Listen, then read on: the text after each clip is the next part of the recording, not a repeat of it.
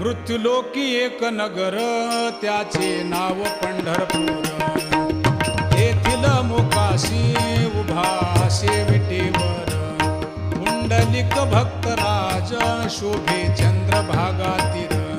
बोलती साधू संत जीवा वाटे हुरहुर.